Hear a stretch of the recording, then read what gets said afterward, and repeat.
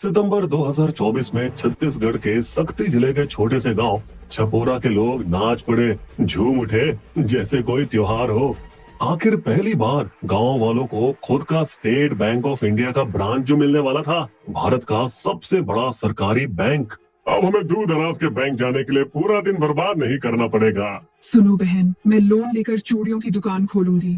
अरे मैं तो अब आसानी से अपने पैसे जमा कर सकता हूँ। एसबीआई के अधिकारियों ने 1000 स्क्वायर फीट का कमर्शियल स्पेस एक गांव वाले से 7000 प्रति महीने किराए पर लिया। फिर पेशेवर तरीके से बैंक का सेटअप जमाया, बैंक के लोगों का बोर्ड प्रॉपर तरीके से लगा के, और इस छोटे से गांव के ब्रांच के अंदर काउंटर, डेस्क, कंप्यूटर और यहाँ तक कि मैनेजर का अलग कैबिन भी था। गांव वालों के लिए किसी चमत्कार से कम नहीं था।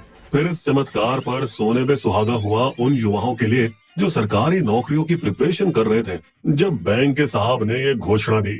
सुनो सुनो गांव वालों, आपके लिए खुशखबरी है, बैंक का स्टाफ गांव के नौजवानों से भरा जाएगा।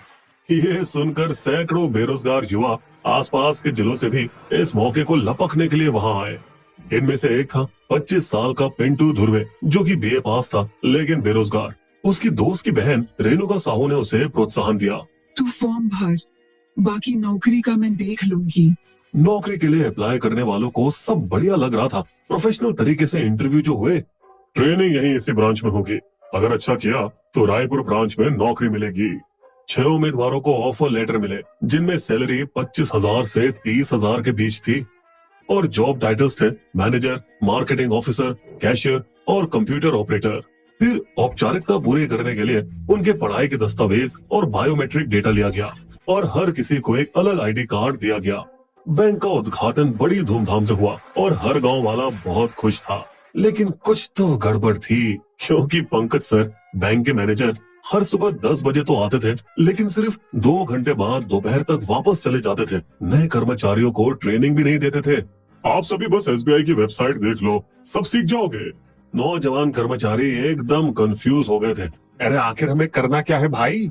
और जब बेचारे गांव वाले कुछ काम करवाने के लिए आते, खातों कब खुलेगा, पासबुक कब मिलेगी, तो कर्मचारियों को बहाना मारने के लिए कहा गया, सर सर्वर अगले महीने इंस्टॉल होगा, तब तक थोड़ा इंतजार करिए प्लीज। हर गांव के दद्दू को हर बार खाली हाथ लौटना पड़ता, एकदम गुस्से में। एसबीआई के कर्मचारियों की सुस्ती बिल्कुल लाल फीते वाले मिम्स जैसे हालातों वाली लग रही थी। लेकिन कुछ दिन बाद तो और बुरा हुआ, क्योंकि अब पंकज सर ने आना ही बंद कर दिया। इससे गांव वालों का शक घिराने लगा और अब उनके सपने टूट रहे थे। क्या ये एसबीआई की ब्रांच असली भी थी? आखिर इन बेचारे नए कर्मचारियों का होगा?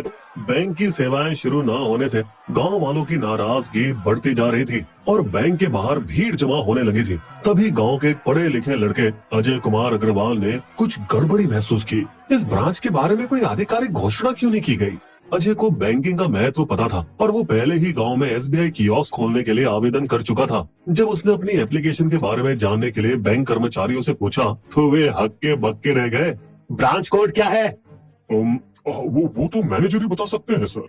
अजय का शक यकीन में बदल गया और उसने नजदीकी डबरा जिले के एसबीआई अफसरों को सारी कहानी बताई, जिन्होंने तुरंत सूचना दी पुलिस को, जिन्होंने उस रहस्यमयी ब्रांच पर अचानक छापा मारा। उनके कंप्यूटर्स और हार्ड ड्राइव जब्त कर लिए गए। फिर पता चला कि एसबीआई के रायपुर ब्रांच से दस्तावेज और सील चुराई गई थी। युवा कर्मचारियों से पूछताछ से और भी बड़े खुलासे हुए। ये एक जॉब स्कैम था, जहां हर कर्मचारी ने 2 से 6 लाख की रिश्वत देकर नौकरी पाई थी।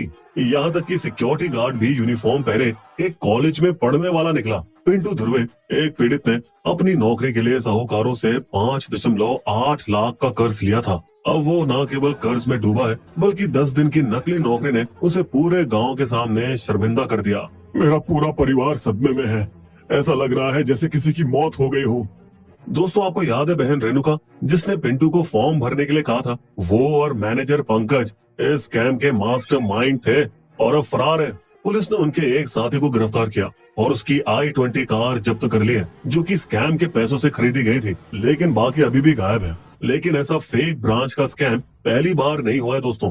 4 साल पहले तमिलनाडु के कडलूर जिले में एक रिटायर्ड एसबीआई कर्मचारी के बेटे ने जुगाड़ लगा के एसबीआई के कंप्यूटर, लॉकर और नकली दस्तावेजों का इस्तेमाल कर एक ऐसी ही नकली एसबीआई ब्रांच वहां खोल दी थी। हालांकि ये कहानी सिर्फ नकली बैंक की नहीं है, ये ग्रामीण भारत में फैली बेरोजगारी और उम्मीदों की कड़वी सच्चाई है, जहां लोग एक अच्छी जिंदगी जीने के लिए बेताब है। ये घोटाला दिन दहाड़े आखिर हो कैसे गया? स्थानीय प्रशासन, पंचायत और पुलिस आखिर 10 दिनों तक कहाँ थी? गांव वालों की किस्मत अच्छी थी कि ठगों ने कभी जमा राशि या कर्जा नहीं दिया। अगर ऐसा होता तो वे और भी बुरी तरह ठगे जाते। लेकिन इस घोटाले का नतीजा नए कर्मचारियों के लिए बेहद भयंकर था। सरकारी नौकरी के सपने देखने वाले युवा अब पार्ट टाइम मजदूरी करने पर मजबूर हो गए हैं। दोस्तों, इस कहानी से सबक क्या मिला? सवाल पूछें, सतर्क रहें, क्योंकि जरूरी नहीं जो चमकता है वो सोना ही हो।